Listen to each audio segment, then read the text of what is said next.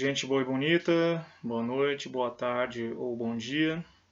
Dando prosseguimento às nossas aulas sobre Geografia e Cidadania, vamos ao nosso segundo vídeo e a primeira parte sobre Sistema de Governo no Brasil. Já tínhamos visto em vídeos anteriores sobre poder político e dominação, de alguns elementos do Estado e do governo brasileiros. Agora vamos esmiuçar alguns deles.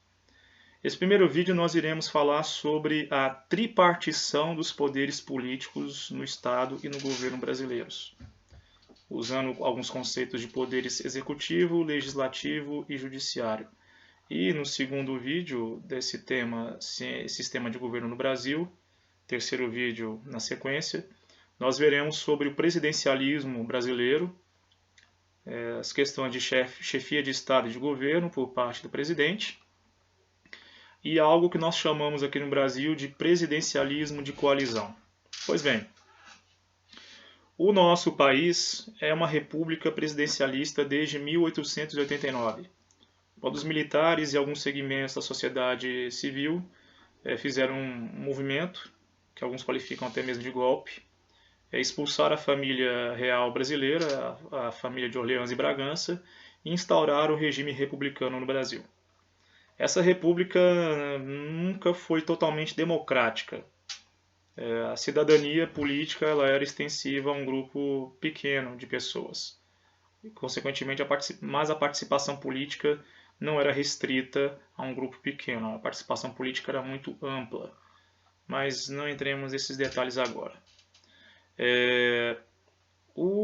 A tripartição dos poderes como nós conhecemos hoje, ela vem desde o início da República, mas as características atuais foram firmadas a partir da Constituição de 1988, que restaurou o regime democrático institucional no Brasil após 20 anos de governo civil-militar, que duraram de 1964 a 1985. Pela Constituição de 1988, que o falecido deputado federal Ulisses Guimarães chamava de Constituição Cidadã, ela garante a divisão dos poderes políticos do Estado e do governo brasileiros em 3 categorias ou 3 níveis. O primeiro nível é o nível do poder executivo. Executivo que tem 3 subdivisões, federal, estadual e municipal. O executivo federal é chefiado pelo presidente da República e o presidente da República é auxiliado por ministros, secretários e presidentes de agências reguladoras. O executivo estadual é representado pelos governadores de estado e o governador do Distrito Federal. E esses governadores são auxiliados por secretários estaduais. E o executivo municipal é chefiado pelo prefeito do município. E o prefeito é auxiliado por secretários municipais. Os membros do executivo federal, estadual e municipal, são escolhidos através do voto. E cada um deles, presidente, governador e prefeito, tem um mandato de 4 anos e podem se reeleger para um segundo mandato de mais 4 anos.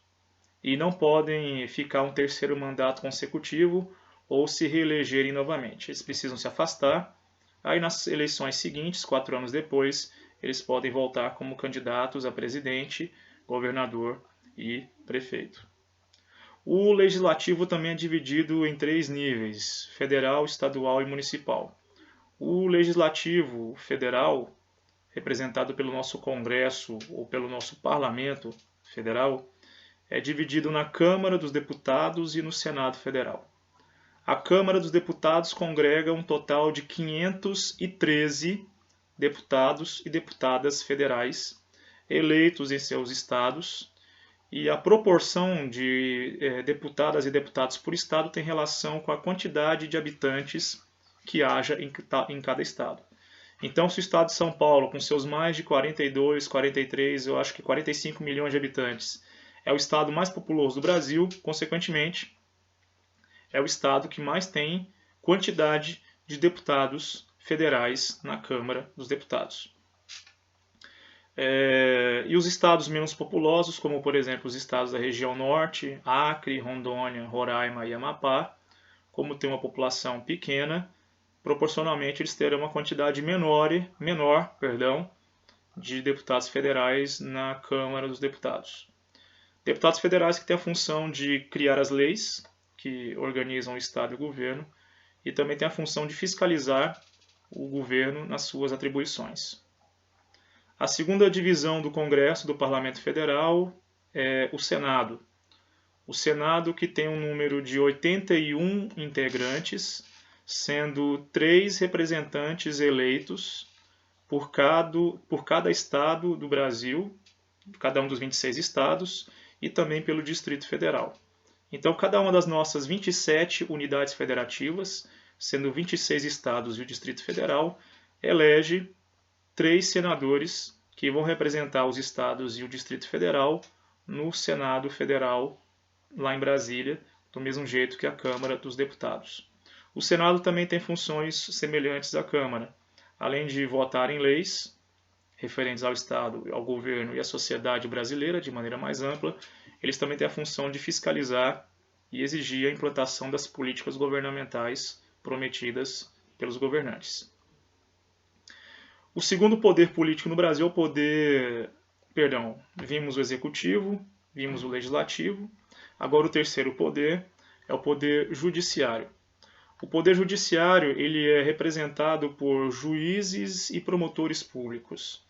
Ele só tem 2 subdivisões, subdivisão federal e estadual. Não temos juízes municipais.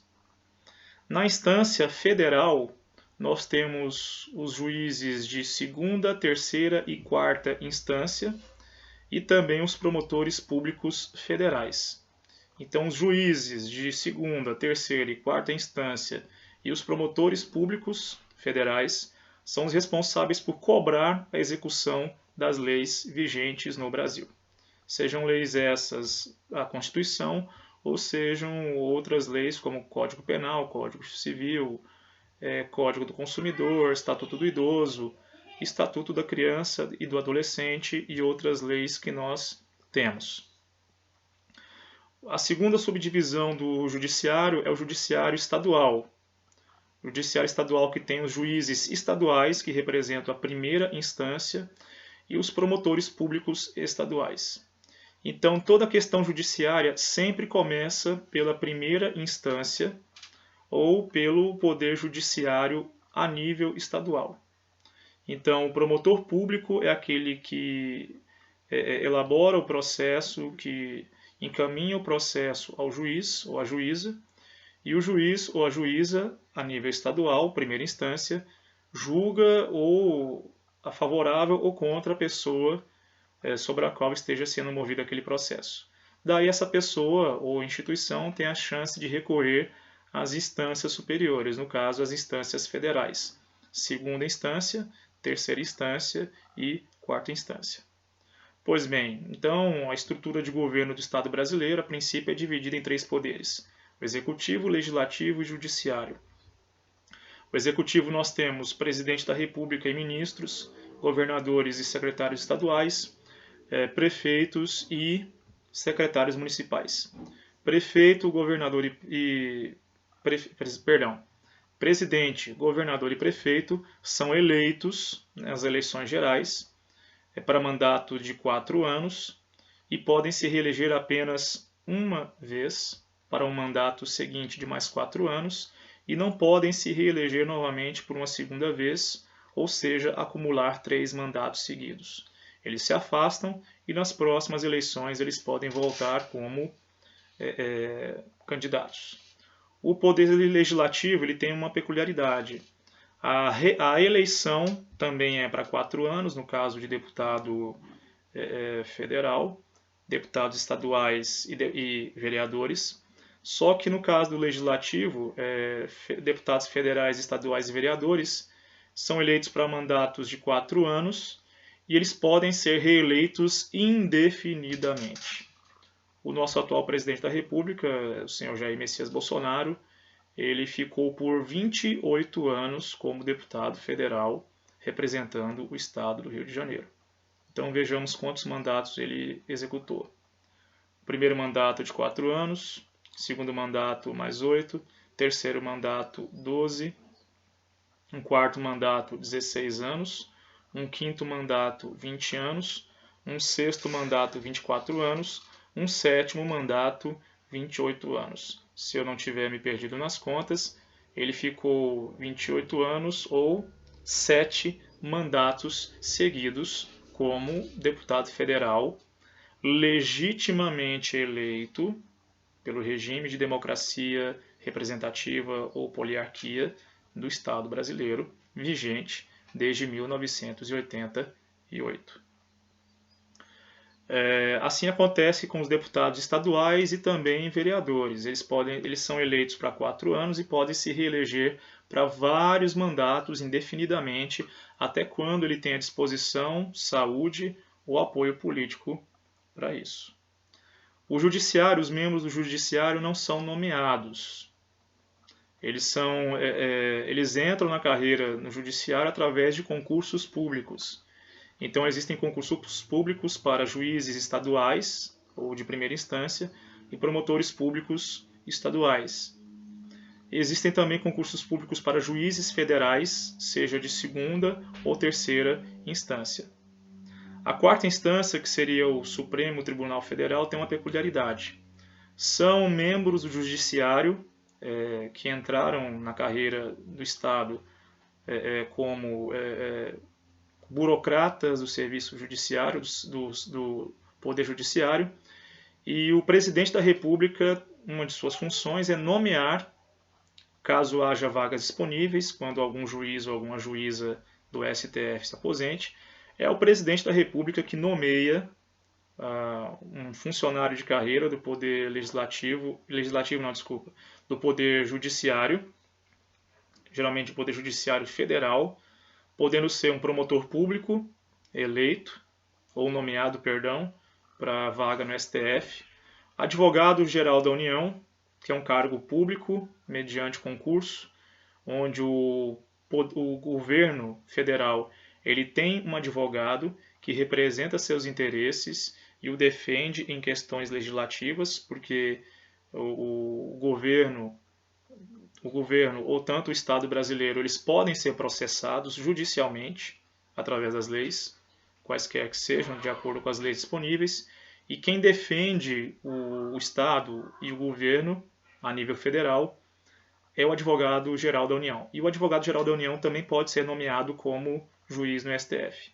E os juízes das instâncias federais, segunda e terceira instância, eles também podem ser nomeados como membros do STF.